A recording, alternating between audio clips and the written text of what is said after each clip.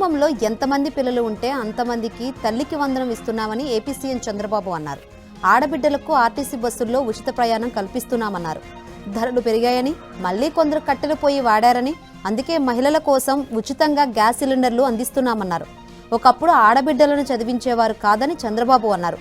కాలేజీలు, ఉద్యోగాల్లో ఆడబిడ్డలకు రిజర్వేషన్లు కల్పించాలన్నారు. ఫలితంగా చదువుకునే ఆడవారి సంఖ్య పెరిగిందన్నారు. ఇప్పుడు భర్తల కంటే భార్యలే ఎక్కువగా సంపాదిస్తున్నారన్నారు. నందమూరి కుటుంబంలో విషాదం జరిగింది. నందమూరి జయకృష్ణ సతీమణి పద్మజ మంగళవారం ఉదయం కన్నుమూశారు. దగ్గుబాటి వెంకటేశ్వరరావుకు పద్మజ స్వయాన చెల్లెలవుతుంది. పద్మజ మృతికి నందమూరి కుటుంబ సభ్యులు సహా ప్రముఖులు నివాళులు అర్పించారు. పద్మజ భౌతికాయానికి ఏపీ సీఎం చంద్రబాబు అమరావతి నుంచి హైదరాబాద్కు వచ్చి నివాళులు అర్పించారు. నెల్లూరులో వైసీపీ మూకలు రెచ్చిపోయాయి. ఎమ్మెల్యే కావ్య కృష్ణారెడ్డి క్రషర్ దగ్గర దౌర్జన్యానికి తెగబడ్డారు. డ్రోన్తో విజువల్స్ తీస్తుండగా ప్రశ్నించిన సిబ్బందిపై దాడికి యత్నించారు. మారణ ఆయుధాలతో వైసీపీ మూకలు తెగబడ్డారు. ఎట్టకేలకు నిందితులను అరెస్ట్ చేశారు. వీడియోలు తేవాలని మాజీ ఎమ్మెల్యే రామిరెడ్డి చెప్పారని నిందితులు చెబుతున్నారు. తన హత్యకు వైసీపీ మాజీ ఎమ్మెల్యే రామిరెడ్డి కుట్ర పన్నారని కావ్య కృష్ణారెడ్డి ఆరోపిస్తున్నారు. వైఎస్ వివేక హత్య కేసు నిందితుడు దేవిరెడ్డి శివశంకర్ రెడ్డికి సహకరించిన వైద్యులకు నోటీసులు జారీ చేశారు. కడప సెంట్రల్ జైల్లో శంకర్ రెడ్డి ఉన్నప్పుడు అనారోగ్యం పేరుతో కొందరు వైద్యులు తప్పుడు ధృవీకరణ సర్టిఫికేట్స్ ఇచ్చారు. శంకర్ రెడ్డికి రిమ్స్ లో కూడా ప్రత్యేక గది ఏర్పాటు చేసి సకల సౌకర్యాలను వైద్యులు, వైసీపీ నేతలు కల్పించారు. జగన్, అవినాష్ రెడ్డికి సన్నిహితులు కావడంతోనే శంకర్ రెడ్డికి సకల సౌకర్యాలు ఏర్పాటు చేశారని ఆరోపణలు ఉన్నాయి. శంకర్ రెడ్డి వ్యవహారంపై డిఎంహెచ్ఓ ఆధ్వర్యంలో విచారణ చేసి వైద్యులకు నోటీసులు ఇచ్చారు. నెల్లూరు రూరల్లో వైఎస్ఆర్ కాంగ్రెస్ పార్టీ పూర్తిగా ఖాళీ అయ్యే పరిస్థితి నెలకొంది. నేతలు, ప్రజాప్రతినిధులు వరుసగా ఆ పార్టీకి రాజీనామాలు చేస్తున్నారు. తాజాగా కార్పొరేటర్ పేనేటి సుధాకర్ వైసీపీకి రాజీనామా చేశారు. ఇన్ఛార్జ్ ఆనం విజయ్ కుమార్ రెడ్డిని నమ్ముకుని వైసీపీలో చేరితే తమను నట్టేట ముంచారని సుధాకర్ ఆరోపించారు. తనకు కోటంరెడ్డి సోదరులు టికెట్ ఇప్పించి గెలిపించారని వెల్లడించారు. భవిష్యత్తులో కోటంరెడ్డి సోదరులు అవకాశం ఇస్తే వారి ఆధ్వర్యంలో పనిచేస్తానని సుధాకర్ చెప్పారు. కర్నూలు జిల్లా ఎమ్మిగనూరు మున్సిపల్ కార్యాలయంలో గణేష్ ఉత్సవ కమిటీ సభ్యులు, వివిధ శాఖ అధికారులు, పోలీసులతో ఎమ్మెల్యే బీవీ జయనాగేశ్వరరెడ్డి సమీక్షా సమావేశం నిర్వహించారు. వినాయక చవితి ఉత్సవాల్లో అధికారులు అప్రమత్తంగా ఉండాలని ఎమ్మెల్యే ఆదేశించారు. నిమజ్జన ఘాట్ వద్ద లైటింగ్స్, క్రేన్లు తదితర ఏర్పాట్లను ఎమ్మెల్యే పరిశీలించారు. వినాయక చవితి ఉత్సవాల్లో ప్రజలకు ఇబ్బందులు తలెత్తకుండా ఏర్పాట్లు చేయాలని సూచించారు. అంతేకాకుండా నిమజ్జన సందర్భంగా ఎలాంటి అవాంఛనీయ ఘటనలు తలెత్తకుండా అప్రమత్తంగా నిమజ్జన వేడుకలు జరిగేలా చూడాలన్నారు. ఎమ్మెల్యే వెంట స్థానిక ప్రజాప్రతినిధులు, అధికారులు, టీడీపీ నాయకులు, కార్యకర్తలు పాల్గొన్నారు. ఏలూరు జిల్లా కైక్లూరు, మండపల్లి మండలాలు జలదిగ్బంధంలో చిక్కుకున్నాయి. కోమటిలంక గ్రామాన్ని వర్షపు నీరు ముంచెత్తడంతో విద్యార్థులు నాటు పడవలో స్కూల్స్ కు వెళ్తున్నారు. ఇక పెదడ్లగాడి, నందిగామలంక సహా పలు గ్రామాల్లో భారీగా నీరు చేరడంతో గ్రామాలకు రాకపోకలు నిలిచిపోయాయి. పెనుమాకలంక నుంచి ఏలూరు, కైక్లూరు రావడానికి గ్రామస్తులు పడవలపై ప్రయాణం చేస్తున్నారు. ఎడతెరపు లేకుండా కురుస్తున్న వర్షాలకు విశాఖ జిల్లా పెందుర్తిలో పలు ప్రాంతాలు నీట మునిగాయి. స్థానిక కళ్యాణ మండపాలు, పాఠశాలలో పునరావాస కేంద్రాలు ఏర్పాటు చేసినట్లు పెందుర్తి ఎంఆర్ఓ వెంకట అప్పారావు తెలిపారు. ప్రస్తుతానికి ఎలాంటి ప్రాణ నష్టం, ఆస్తి నష్టం నమోదు అవ్వలేదన్నారు. లోతట్టు ప్రాంతాల్లోని ప్రజలు అప్రమత్తంగా ఉండాలని హెచ్చరించారు. శ్రీ సత్యసాయి జిల్లా మడకసిరిలో ఏపీఎస్ఆర్టీసీ ఎండీ ద్వారకా తిరుమలరావు పర్యటించారు. స్త్రీ శక్తి పథకం ద్వారా రోజుకు 18 లక్షల మంది మహిళా ప్రయాణికులు ఉచిత ప్రయాణం చేస్తున్నారని, ఈ సంఖ్య రాబోయే రోజుల్లో 25 లక్షలకు చేరుకుంటుందని అంచనా వేస్తున్నామని తెలిపారు. ఆర్టీసీలో ఆక్యుపెన్సీ గతంలో 72% ఉండగా స్త్రీ శక్తి పథకం అమలు తర్వాత అది 102కు చేరిందన్నారు. భవిష్యత్తులో ఈ ఆక్యుపెన్సీ మరింత పెరిగే అవకాశం ఉందన్నారు. స్త్రీ శక్తి పథకం అమలుకు అదనంగా బస్సులు ఏర్పాటు చేస్తున్నామని, విద్యార్థులు కేటాయించిన బస్సులలో స్త్రీ శక్తి పథకం అనుమతి ఉండదన్నారు.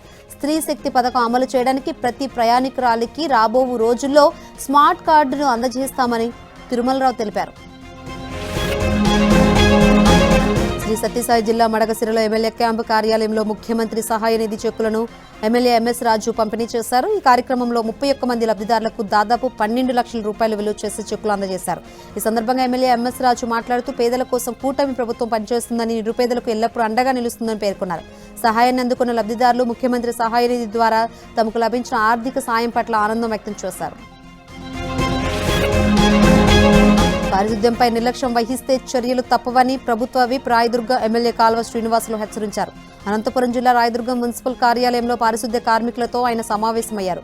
సుపరిపాలనలో తొలి అడుగు కార్యక్రమంలో భాగంగా వార్డుల్లో పర్యటించినప్పుడు ప్రజల నుంచి పారిశుద్ధ్యంపై అనేక ఫిర్యాదులు వచ్చాయన్నారు. కార్మికులు వార్డుల్లో చెత్తను తరలించడంతో పాటు డ్రైనేజ్ కాలువలు శుభ్రపరచలేదని తమ దృష్టికి తెచ్చారని ఆయన చెప్పారు. విధుల్లో అలసత్వం వహిస్తే చర్యలు తప్పవన్నారు ఎమ్మెల్యే శ్రీనివాసులు.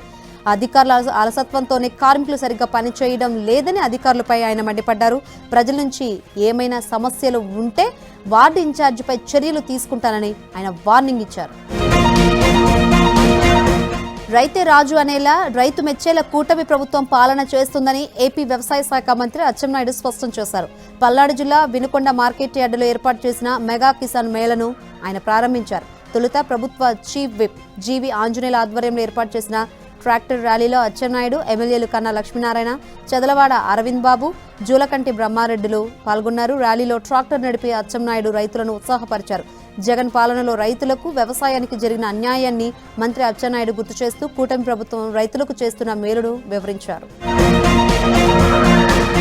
పశ్చిమ గోదావరి జిల్లా ఉండి నియోజకవర్గంలో సొంత ఫైబర్ ఆప్టికల్ ఏర్పాటు చేసి సీసీ కెమెరాలకు అనుసంధానించడం ద్వారా నేరరహిత సమాజానికి కృషి చేస్తున్నామని డిప్యూటీ స్పీకర్ రఘురామకృష్ణరాజు అన్నారు. ప్రభుత్వంపై ఆధారపడకుండా దాతలు తన స్నేహితులు ఉండి ఇన్ఫ్రాస్ట్రక్చర్తో ఉండి నియోజకవర్గ పరిధిలో 500 పైగా సీసీ కెమెరాలకు అనుసంధానించామని, దీనివల్ల నియోజకవర్గ పరిధిలోని ప్రతి వీధిని నేరుగా ఆకివీడు సర్కిల్ ఇన్స్పెక్టర్ కార్యాలయంలో పర్యవేక్షించేలా ఏర్పాటు చేయడాన్ని డిప్యూటీ స్పీకర్ రఘురామ పరిశీలించారు. ఆప్టికల్ ఫైబర్ కేబుల్ వర్క్ గురించి సీఐ జగదీశ్వరరావు రఘురామకృష్ణరాజుకు వివరించారు. ఎవరైనా పాత నేరస్తులు ఉండి నియోజకవర్గంలో అడుగు పెడితే వారి ప్రతి కదలికను డిజిటలైజింగ్, పెట్రోలింగ్ ద్వారా గమనిస్తామని, నేరరహిత సమాజం కోసం ఈ విధానం ఎంతో ఉపయోగపడుతుందన్నారు డిప్యూటీ స్పీకర్ రఘురామకృష్ణరాజు. బంగాళాఖాతంలో సోమవారం ఏర్పడిన అల్పపీడనం వాయుగుండంగా మారిందని విశాఖ తుఫాన్ హెచ్చరిక కేంద్రం అధికారి జగన్నాథ్ కుమార్ స్పష్టం చేశారు. వాయుగుండం మంగళవారం ఉదయం 8:30 దక్షిణ ఒరిస్సా, ఉత్తర కోస్తా మధ్య తీరాన్ని తాకిందని ఆయన తెలిపారు. ఒరిస్సాలోని భవానీపట్నానికి 90 కిలోమీటర్ల దూరంలో వాయుగుండం కేంద్రీకృతమై ఉందని, ఈ వాయుగుండం దక్షిణ ఒరిస్సా, దక్షిణ ఛత్తీస్గఢ్ మీదుగా ప్రయాణించి అల్పపీడనంగా బలహీనపడుతుందని చెప్పారు. ఈ ప్రభావంతో రాష్ట్రంలో పలుచోట్ల తేలికపాటి నుంచి భారీ వర్షాలు పడే అవకాశం ఉందని తెలిపారు. పార్వతీపురం, మన్యం, అల్లూరి సీతారామరాజు, ఏలూరు ఎల్లో అలర్ట్ జారీ చేశామని, అన్ని పోర్టుల్లో 3వ స్థానిక ప్రమాద హెచ్చరిక కొనసాగుతుందని జగన్నాథ్ కుమార్ చెప్పారు. వారం రోజులుగా ఎడతెరిపి లేకుండా కురుస్తున్న వర్షాలతో పాటు తుంగభద్ర డ్యాం నుంచి 1,20,000 క్యూసెక్ల నీరు విడుదల చేయడంతో మంత్రాలయంలో తుంగభద్ర నది ఉధృతంగా ప్రవహిస్తుంది.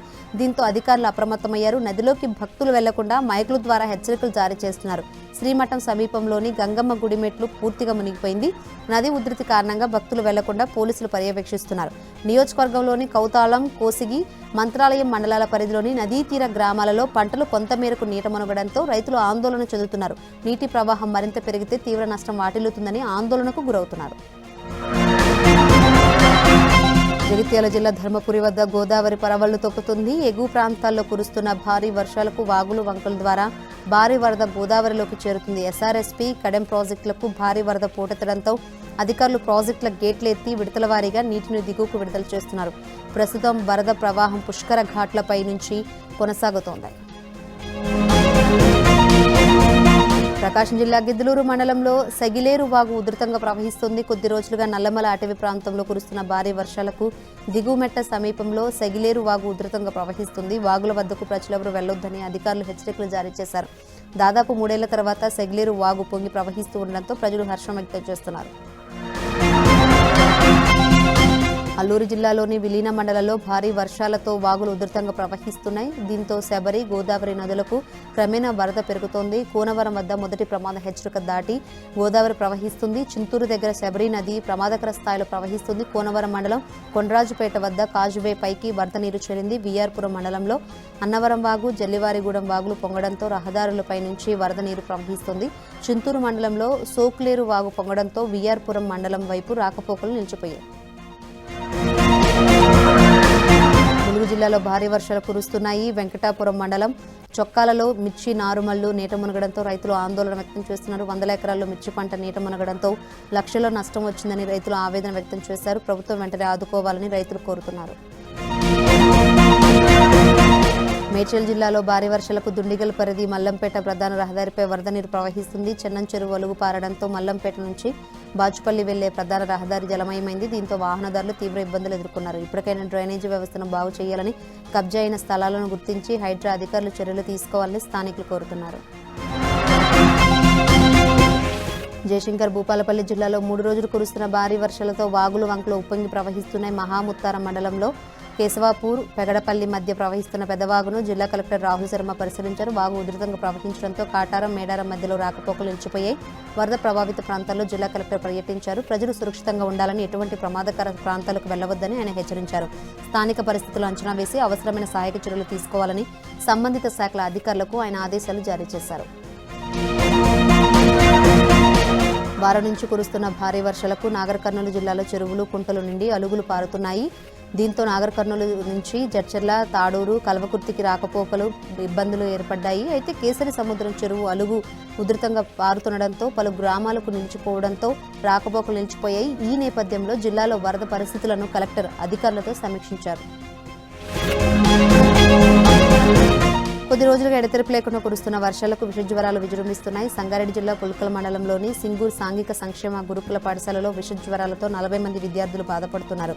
వీరిని హాస్టల్ క్వారంటైన్ రూమ్లు ఏర్పాటు చేసి చికిత్స అందిస్తున్నారు. అలాగే తీవ్ర విషజ్వరాలతో బాధపడుతున్న 16 మంది విద్యార్థులకు హెల్త్ క్యాంపు ద్వారా వైద్య సేవలు అందిస్తున్నారు. అలాగే జలుబు, స్వల్ప అనారోగ్యాలకు గురైన మరో 25 మంది విద్యార్థులను ఎప్పటికప్పుడు పర్యవేక్షిస్తూ చికిత్స అందిస్తున్నట్లు ప్రిన్సిపల్ ఆగమయ్య తెలిపారు. పాఠశాలలో 500 మంది విద్యార్థులు చదువుతున్నారని, అందులో 16 మంది విద్యార్థులు తీవ్ర అస్వస్థతకు గురయ్యారని, మరో 25 మంది విద్యార్థులు స్వల్ప అనారోగ్యంతో బాధపడుతున్నారని, వీరిని ఎప్పటికప్పుడు పర్యవేక్షిస్తూ వైద్య సేవలు అందిస్తున్నామని ప్రిన్సిపల్ ఆగమయ్య తెలిపారు.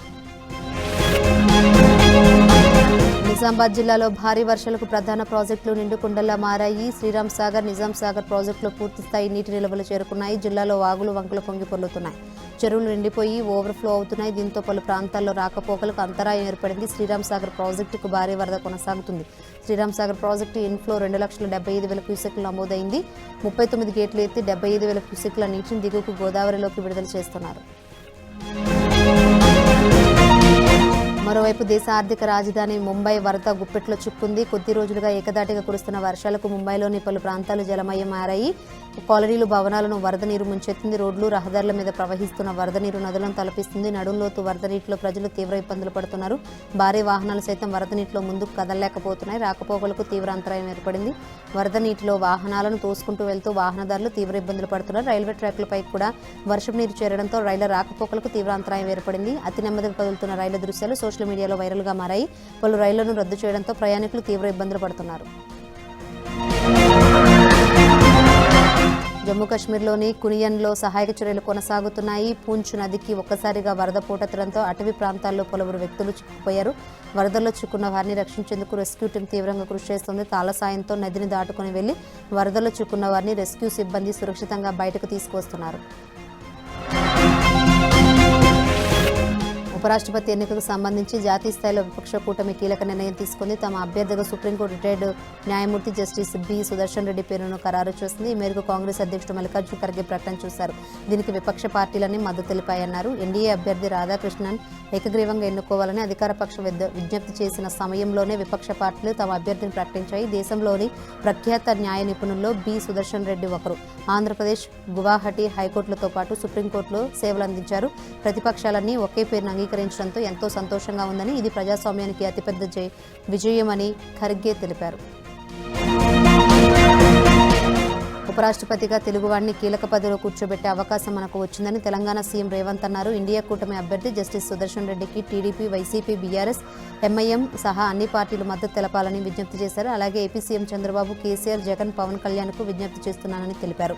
రాజకీయాలకు అతీతంగా తెలుగు రాష్ట్రాల నేతలంతా కలిసి రావాలని, గతంలో ప్రధాని పివి నరసింహారావుకు ఎన్టీఆర్ మద్దతు ఇచ్చారని, నంద్యాల ఉప ఎన్నికల్లో పీవీపై పోటీ పెట్టకుండా గెలిపించారని గుర్తు చేశారు. తెలుగువాడు అత్యున్నత స్థానంలో ఉండాలనే భావనతో సహకరించారని, ఇప్పుడు మరోసారి తెలుగు నేతలంతా ఎన్టీఆర్ స్ఫూర్తితో సహకరించాలని రేవంత్ కోరారు. సికింద్రాబాద్ గాంధీ హాస్పిటల్లో మంత్రి దామోదర రాజనరసింహ కుటుంబ సంక్షేమ శాఖ కార్యదర్శి కమిషనర్ సంగీతారెడ్డి, డిఎంఈ నరేంద్ర కుమార్తో పాటు వైద్య ఆరోగ్య శాఖ ఉన్నతాధికారులతో కలిసి గాంధీ హాస్పిటల్లో 2 గంటల పాటు ఆకస్మిక తనిఖీలు చేశారు. ఎక్కడా ఎలాంటి ఇబ్బందులు లేకుండా ఉండడానికి, రోగులను సకాలంలో వైద్యం చేయడానికి వైద్యులు అందుబాటులో ఉండాలని మంత్రి సూచించారు. అనంతరం పలు డిపార్ట్మెంట్ల వైద్యులతో ప్రత్యేక సమావేశం అయ్యారు. గంటపాటు సాగిన ఈ సమావేశంలో ఆసుపత్రి ఇబ్బందుల గురించి అడిగి తెలుసుకున్నారు. హైదరాబాద్లో గణేష్ ఉత్సవాలపై ఇన్ఛార్జ్ మంత్రి పొన్నం ప్రభాకర్ సమీక్ష నిర్వహించారు. గణేష్ ఉత్సవాలను అంగరంగ వైభవంగా జరుపుకోవాలని, అధికారులు ఎలాంటి ఇబ్బందులు లేకుండా చూడాలని మంత్రి ఆదేశించారు. గత ఏడాది గణేష్ ఉత్సవాల మండపాలకు సీఎం రేవంత్ ఉచిత విద్యుత్ అందించారని తెలిపారు. R&B, GHMC, revenue, police, health, విద్యుత్ అన్ని విభాగాలు సమన్వయం చేసుకుని పనిచేయాలని మంత్రి సూచించారు. శాంతి భద్రతలు, మండపాల వద్ద విద్యుత్ జాగ్రత్తలు, ట్రాఫిక్ ఇబ్బందులు, విగ్రహాలకు, వాహనాలకు ఇబ్బందులు లేకుండా చూడాలని మంత్రి పొన్నం ఆదేశించారు. ఈ సమావేశంలో mayor Gadwal Vijayalakshmi, DGP Jitender, GHMC commissioner RV Karnan, HMDA commissioner Sarfaraz Ahmed, Hyderabad, Cyberabad, Rachakonda police కమిషనర్లు, హైదరాబాద్, మేడ్చల్, రంగారెడ్డి జిల్లాల కలెక్టర్లు, ఇతర విభాగాల అధికారులు ఈ రివ్యూ భేటీలో పాల్గొన్నారు. రాబోయే రోజుల్లో అన్ని రంగాల్లో కంటే వ్యవసాయ రంగంలో ప్రాముఖ్యం ఎక్కువగా ఉంటుందని, ఎన్ని ఉపద్రవాలు వచ్చినా దేశ ప్రజానికాన్ని బ్రతికించేది వ్యవసాయ రంగమే అన్నారు తెలంగాణ మంత్రి తుమ్మల నాగేశ్వరరావు. సిద్దిపేట జిల్లా ములుగు మండల కేంద్రంలో కొండా లక్ష్మణ్ బాపూజీ ఉద్యానవన విశ్వవిద్యాలయంలో నూతనంగా నిర్మించిన భోజనశాలను కలెక్టర్ హైమావతితో కలిసి ఆయన ప్రారంభించారు. అనంతరం విద్యార్థులతో ముఖాముఖిలో పాల్గొన్నారు. కరోనా వంటి పరిస్థితులలో పరిశ్రమలు కూడా మూతపడినా రైతు నాగలి ఆగలేదన్నారు. అగ్రికల్చర్ నమ్ముకుంటే విద్యార్థులదే రాబోయే భవిష్యత్ అని మంత్రి తుమ్మల అన్నారు. విద్యార్థుల సగం రోజులు కళాశాలలో, మిగతా రోజులు పంట పొలాల్లో ఉండాలని, హార్టికల్చర్ను ఇంప్రూవ్ చేసుకుందామని మంత్రి పిలుపునిచ్చారు. రైతులను ఆదుకోవడంలో కాంగ్రెస్ ప్రభుత్వం పూర్తిగా విఫలమైందని ఎమ్మెల్యే కొత్త ప్రభాకర్ రెడ్డి విమర్శించారు. మెదక్ జిల్లాలో ఆగ్రో సేవా కేంద్రం వద్ద యూరియా కోసం రైతులు పడిగాపులు కాస్తున్న రైతులతో ఎమ్మెల్యే ముచ్చటించారు. ఎరువుల కొరత తీర్చకపోతే రైతులతో కలిసి పెద్ద ఎత్తున మంత్రుల ఇల్లు ముట్టడిస్తామని హెచ్చరించారు. కొడవెల్లి వాగు జీవనదిలా 365 రోజులు చెక్ డ్యాంల ద్వారా నీళ్లు ప్రవహించడాన్ని మాజీ సీఎం కేసీఆర్ గొప్పతనంగా చెప్పుకొచ్చారు బీఆర్ఎస్ ఎమ్మెల్యే కొత్త ప్రభాకర్ రెడ్డి. గతంలో 2-3 ఏళ్లకోసారి ఈ వాగు పారేదని, కేసీఆర్ నిర్మించిన కాళేశ్వరం ద్వారా ఏటా 10 నుంచి 12 సార్లు కొడవెల్లి వాగు పారుతుందని ఆయన చెప్పారు. ఇప్పుడు మల్లన్న సాగర్ నిన్నప్పుడల్లా కొడవెల్లి వాగు పారుతుందని, వేసవిలో కూడా అద్భుత దృశ్యాలు కనిపిస్తాయని ప్రభాకర్ రెడ్డి చెప్పారు. ఈ ప్రాంతం సస్యశ్యామలంగా ఉండాలని కోరుతూ గంగమ్మకు పూజలు చేసి కొడవెల్లి వాగు మొక్కినట్లు ఆయన తెలిపారు. సిద్దిపేటలో బీఆర్ఎస్ శ్రేణులు రోడ్డెక్కాయి. రైతులకు ఎరువుల కొరత తీర్చాలని డిమాండ్ చేస్తూ రైతులతో కలిసి సిద్దిపేట, కరీంనగర్ రాజు రహదారిపై బైఠాయించారు. ఎమ్మెల్యే కొత్త ప్రభాకర్ రెడ్డి ఆధ్వర్యంలో రైతులు, బీఆర్ఎస్ నేతలు రాస్తారోకో నిర్వహించారు. కర్నూలులో 10వ తరగతి విద్యార్థిని సుగాలి ప్రీతి మృతి చెంది నేటికి 8 ఏళ్లైంది. ఈ సందర్భంగా సుంకేసల రోడ్డు సుగాలి ప్రీతి సమాధి నుంచి కొండారెడ్డి బురుజు వరకు కుటుంబ సభ్యులు, ప్రజా సంఘాలు వీల్ చైర్ యాత్ర చేపట్టారు. కట్టమంచి రామలింగారెడ్డి కార్పొరేట్ స్కూల్లో తన కూతురు సుగాలి ప్రీతిని యాజమాన్యం అత్యాచారం చేసి హత్య చేశారు. అన్ని ఆధారాలు ఉన్నా నిందితులకు శిక్ష పడడం లేదని పేరెంట్స్ పార్వతీదేవి, రాజు నాయక్ ఆవేదన వ్యక్తం చేశారు. కర్నూలు నుంచి సెక్రటరియట్ వరకు వీల్ చైర్ యాత్ర చేస్తుంటే పోలీసుల ఆంక్షలతో అడ్డుకోవడం సరికాదన్నారు. సుగాలి ప్రీతి కేసులో న్యాయం జరిగేంత వరకు తమ పోరాటం ఆగదని పార్వతీదేవి, రాజు నాయక్ తెలిపారు.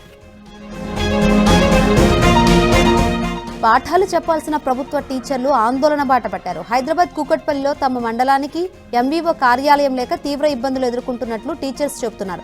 కొత్త మండలాలు ఏర్పడిన తర్వాత ఆయా మండలాలకు ప్రభుత్వం ఎంవీఓలను నియమించిందని, అదేవిధంగా ఉమ్మడిగా ఉన్న కూకట్పల్లి, బాలానగర్ మండలాలకు సైతం వేరువేరుగా ఎంవీఓలను నియమించి ఆయా మండలాల్లో కార్యాలయాలు ఏర్పాటు చేసుకుని విధులు నిర్వర్తించాలని ఆదేశాలు జారీ చేశారని, అయితే ఈ ఆదేశాలకు విరుద్ధంగా బాలానగర్ ఎంఈఓ ప్రస్తుతం కూకట్పల్లి ఎంఈఓ కార్యాలయంలో విధులు నిర్వహించడం ఏమిటని టీచర్స్ ప్రశ్నించారు. తక్షణమే బాలానగర్ ఎంఈఓ ఖాళీ చేయాలని డిమాండ్ చేశారు. తమ మండల విద్యాశాఖ అధికారికి కార్యాలయం లేకపోవడంతో తీవ్ర ఇబ్బందులు పడుతున్నామని టీచర్స్ ఆవేదన వ్యక్తం చేశారు. కర్నూలు జిల్లా ఎమ్మిగనూరు పంచముఖి పెస్టిసైడ్ దుకాణాన్ని వ్యవసాయ అధికారుల ఆధ్వర్యంలో ఆదోని సబ్ కలెక్టర్ మౌర్య భరద్వాజ్ ఆకస్మిక తనిఖీ నిర్వహించి రికార్డులు పరిశీలించారు.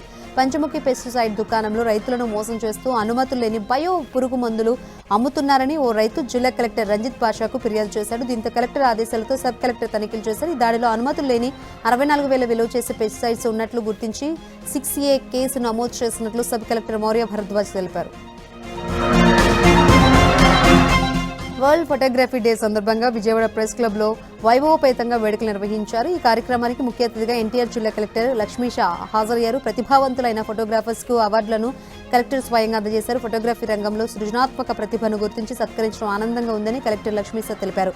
1929 మరియు 1956 మధ్య కాలంలో జర్మనీలో తయారు చేయబడిన కెమెరాలను మరియు లెన్స్లను ఎగ్జిబిషన్లో పొందుపరిచారు. అవార్డులు అందుకున్న ఫోటోగ్రాఫర్స్ తమ ఆనందాన్ని వ్యక్తం చేస్తూ ఇలాంటి ప్రోత్సాహం తమకు మరింత స్ఫూర్తిని నింపుతుందని తెలిపారు. యూరియా పంపిణీ చేయడంలో నిర్లక్ష్యంగా వ్యవహరిస్తున్న కాంగ్రెస్ ప్రభుత్వానికి రాబోయే రోజుల్లో ఆ నాయకులకు యూరియా బస్తాలే కొయ్యలయ్యాయని దుబ్బాక ఎమ్మెల్యే కొత్త ప్రభాకర్ రెడ్డి ఘాటుగా విమర్శించారు. కాంగ్రెస్ మంత్రులకు అన్నదాతల పట్ల పట్టింపు లేకుండా పోయిందని ఆరోపించారు. సిద్దిపేట జిల్లా అక్బర్పేట భూంపల్లి మండల కేంద్రంలోని ఎమ్మెల్యే కొత్త ప్రభాకర్ రెడ్డి ఆధ్వర్యంలో రాస్తారోకో నిర్వహించారు. దుబ్బాక నియోజకవర్గంలోని వివిధ మండలాల నుంచి పెద్ద ఎత్తున బీఆర్ఎస్ నాయకులు తరలివచ్చి రాస్తారోకో చేయడంతో వాహనాలు భారీగా నిలిచిపోయాయి.